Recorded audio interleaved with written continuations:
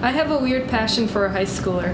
Most people want to become an engineer or an artist. Meanwhile, I want to become an ornithologist. I cannot pinpoint when my love for birds began. It started sometime around middle school, where my mom let me run around outside with her new camera and take pictures of the birds in our neighborhood. As I began to identify different birds in our yard, I discovered that there's much more to birds than it seems. There are nearly 1,000 species of birds to see just in the United States. I began to record the birds that I've seen, keeping track of the ordinary and even the rare birds. I thought it would just be a side hobby, something that I would do on my free time. I was still looking for my passion. When I finally participated in my first bird walk, I knew that it was something special. I was out there in nature, talking with people just like me and searching for birds. Despite us staring at the undergrowth, looking for the elusive birds hidden beneath, it was enjoyable and even brought on a little bit of suspense and adrenaline. Sometimes all you would get would be a glimpse of a small bird, and that would be it. Birders and photographers all put in hard work just to find and see a bird they've never seen. The experience drew me in, and I knew it was something that I want to do.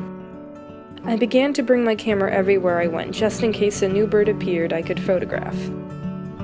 This brought upon a great interest in nature photography. I began to photograph birds at first as just a way to identify them up close, but then I began to get more artistic with it. I'd take up close shots of birds and in-flight photographs just for the pure joy of it. I found that I thoroughly enjoyed photography and wanted to do more, maybe even have a career in photojournalism, nature documentaries, or nature photography. I ended up saving over $1,000 to purchase a 600mm lens to get even better photographs. Just spotted my first osprey of the year. They're back already. It's a sign that the spring's coming for sure. The more I got into birding, the more I became passionate about it. I realized that there is a purpose to all this.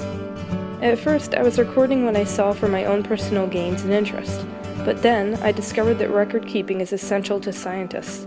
Here I am participating in Super Sea Watch. The watch is a large seabird and waterbird count across the Long Island Sound in Connecticut.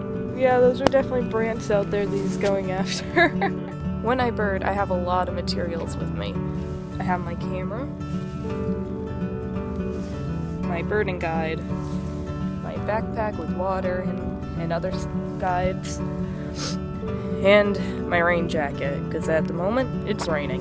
I woke up at 6 in the morning to get to the spot by 8:30 and stayed out in the rain for nearly 2 hours.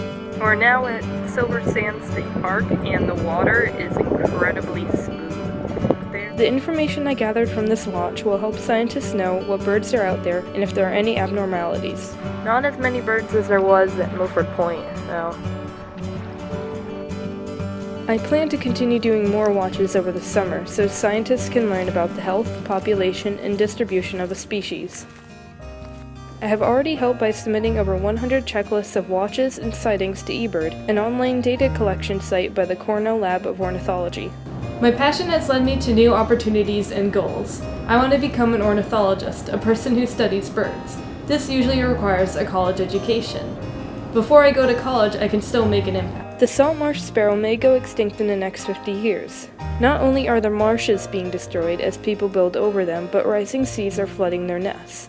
I am planning to conduct my own research project by observing salt marsh sparrows, monitoring their nests, and determining the cause of death of any bird. Hopefully this information can be used to make changes in our community to save this at-risk species. I've also been working on a bird habitat for my school. I've started a nature club and we're planting flowers for pollinators and habitat. We've also put up birdhouses and bird feeders. Putting up these simple things greatly helps birds by providing them food sources and homes. I'm also using my photography and videos to teach people about birds, bird watching, and bird feeding. My hope is that the knowledge I learned from my passion will get others interested in the hobby as well. When I get older, I dream of helping study the most elusive and unknown bird species. It is actually a personal goal of mine to discover a new species, either extinct or alive. There are many ways my passion can take me, from nature documentaries to being a biologist. But either way, I know that I will stand for the conservation of birds and introducing people to the world of birding.